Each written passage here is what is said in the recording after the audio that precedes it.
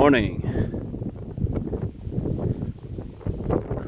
It occurs to me that I might be a touch unfair on these cattle of mine, and here's why.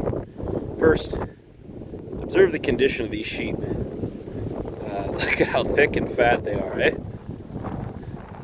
And they're just having no problem. We got a windy, snowy, blustery day. It's about, 15 degrees Sunday morning, and I'm cold. These guys, it doesn't even bother them. And I've had a couple of animals with these cattle that they were struggling, staying warm, getting enough to eat, staying fat. I had the one go down on ice. So the cattle have just been a bit of a trial to me, but I think I may have been a touch unfair. And here's why. This sheep flock is, at least from me, before I even bought, I bought the starter flock from central Minnesota. But this is my 8th or 7th winter of breeding to match my conditions. And a lot of these animals have been bought and moved here, either, particularly from south. We have, 7 or 8 South Poles that came from Missouri, and they're actually doing okay, but you can see they're having to try a little harder. They're eating like crazy. And some of these ones that have been on, from up north are cruising a little bit better. And so while I've been kind of, in my own mind, maybe I should explain, in my own mind, I've been kind of dissatisfied with the, current quality and state of my cattle herd, especially when I look at how good my sheep are.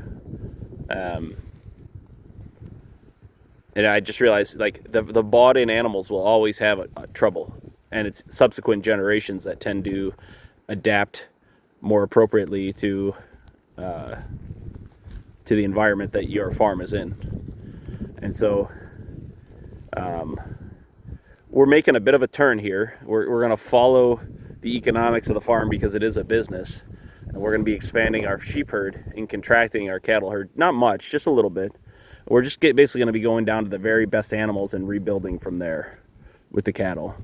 So what that means is we're going to get rid of those couple of black ones, see that elephant sticking up above the rest, some of the bigger red Anguses, and really just go down to the South Poles that we've purchased and bred on our farm, as well as the bull from up north.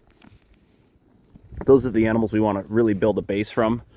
And the reason is a couple of things. One, I caught myself giving advice to a number of people who were getting going with sheep, who had some frustrations where they bought really high quality sheep from me or from other people, and then they moved them, and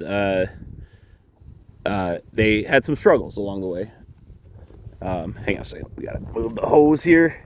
I'm still on a hose at the home farm. Water solutions must come next year, I think.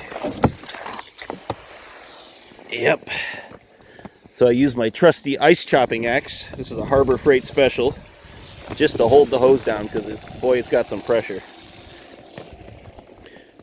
One of these days I'll get one of those geothermal piped water situations, but not this year. Anyway, I caught myself giving this advice that I wasn't following as far as my satisfaction level with bought-in animals. The sheep have been the really profitable arm of this farm, and part of that is that when you're growing a cattle herd, you have less to sell. So you have less to sell. But then when I was really working through my plan for the year, one thing that hadn't hit me as I was working on, they're about the same profitability, sheep and cattle, on a per acre basis, except for one thing. You can sell an 80, 90 pound lamb in December and they're off the hay bill. And that's to completion. So that the turnaround on your money, the flow of your money, the velocity of your money is much higher with sheep. And so even though they, I would say on a per acre basis, are equal in profitability, the fact that I can get the saleable crop off of my hay bill in December instead of, in 2 years,